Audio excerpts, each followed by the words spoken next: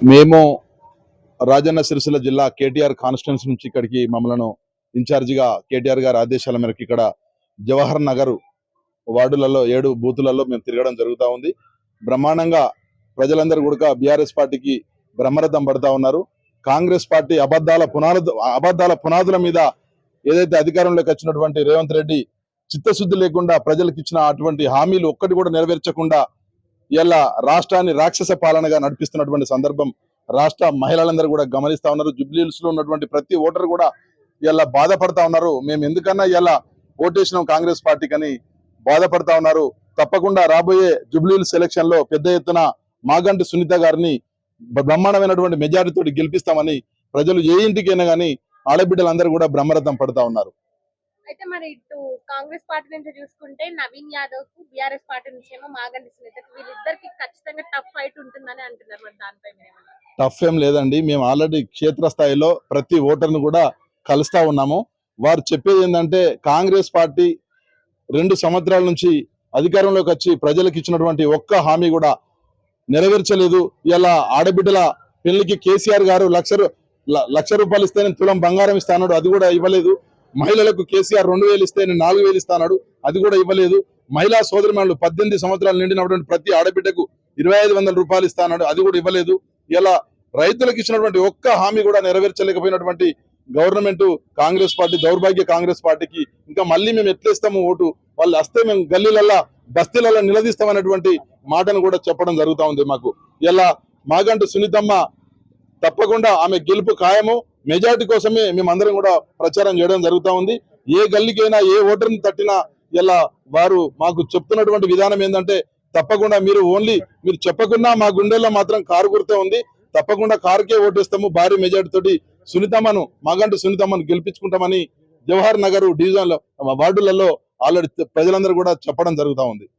అయితే ఇక్కడ మనం చూసుకున్నట్లయితే మాగంటి సునీతకి సింపతి కార్డు ఉన్నప్పటికీ ఆమె ఎప్పుడు బయటకు వచ్చినామే కాదు, చేసినామే కాదు. కానీ నవీన్ యాదవ్ అయితే లోకలోడు కాబట్టి బాగా తిరిగిన మనిషి, ఆయన ఉంటే బాగుంటది అన్నట్టు ఇక్కడ మాగంటి సునీత సింపతి కంటే నవీన్ యాదవ్ పలుకుబడి, నవీన్ యాదవ్ అదే గెలుస్తుంది కొంతమంది మాట్లాడుకుంటున్నారు. ఇక్కడ మాగంటి సునీత నవీన్ యాదవ్ కాదమ్మా, ఇక్కడ కేసీఆర్ గారు ఆనాడు 10 సంవత్సరాలు రాష్ట్రాన్ని బ్రహ్మాండంగా నడిపి ప్రజల మన్ననలు పొంది అన్ని వర్గాలను, అన్ని మతాలను, అన్ని వర్గాలను కూడా బ్రహ్మాండంగా గుండెలో పెట్టుకుని చూసుకున్నటువంటి గొప్ప నాయకుడు కేసీఆర్ గారు.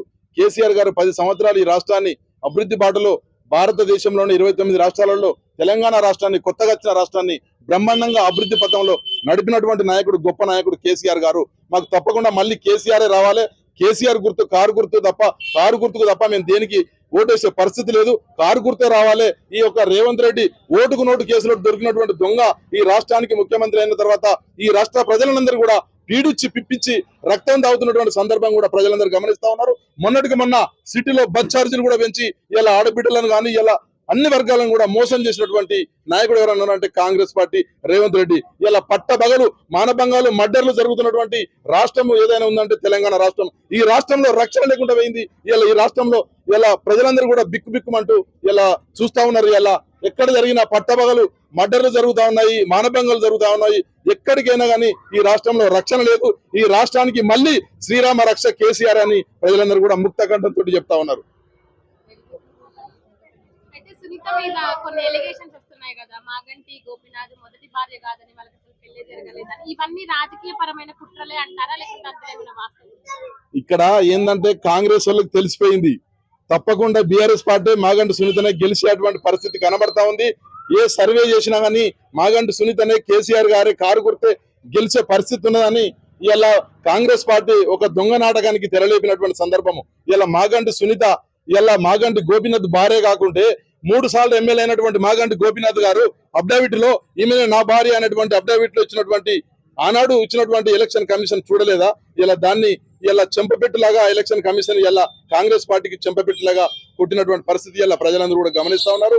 ఆడబిడ్డను పట్టుకొని ఇష్టం వచ్చినటువంటి మాటలు మాట్లాడుతూ భర్తను కోల్పోయినటువంటి ఆడబిడ్డ, ఎవరైనా ఒక ఆడబిడ్డ భర్తను కోల్పోతే నిండు దుఃఖంలో ఉన్నటువంటి ఆడబిడ్డను పొన్నం ప్రభాకర్ గాని తుమ్మల నాగేశ్వర్ గాని ఎటకారంగా ఆడబిడ్డను ఎగతాళి చేసినటువంటి సందర్భం ఈ జూబ్లీహిల్స్ ప్రజలందరూ కూడా చూడడం జరిగింది.